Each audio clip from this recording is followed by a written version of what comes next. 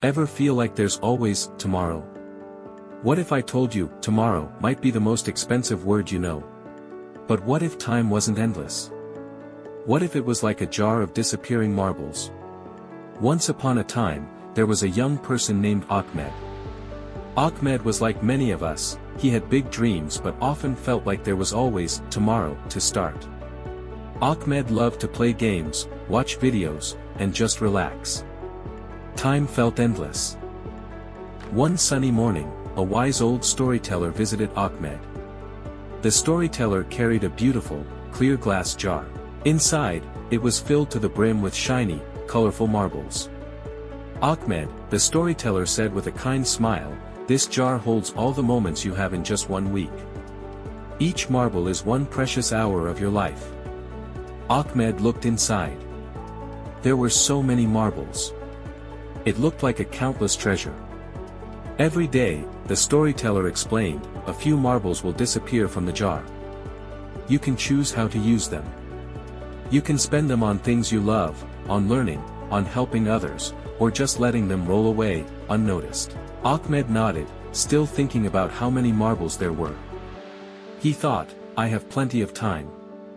I'll start that project tomorrow. I'll call my grandma next week. Then, something strange happened. The marbles started to disappear faster than Ahmed expected. Every evening, the jar looked a little emptier. Ahmed began to feel a tiny bit worried. One afternoon, the storyteller returned. The jar was now only half full.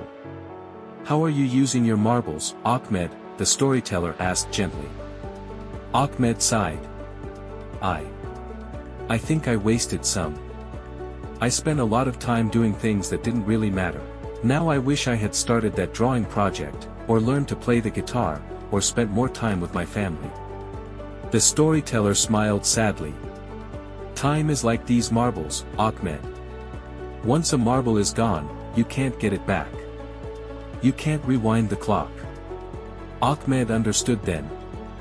He looked at the remaining marbles with new eyes. They weren't just shiny toys, they were precious moments.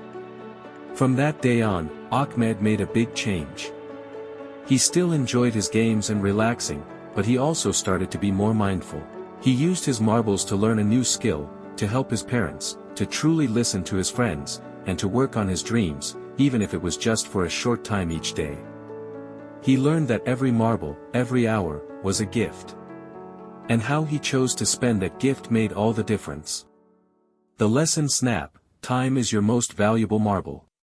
You can't save it for later, and you can't get it back once it's gone. Use your marbles wisely, on things that truly matter to you and help you grow. Don't let your precious moments just roll away.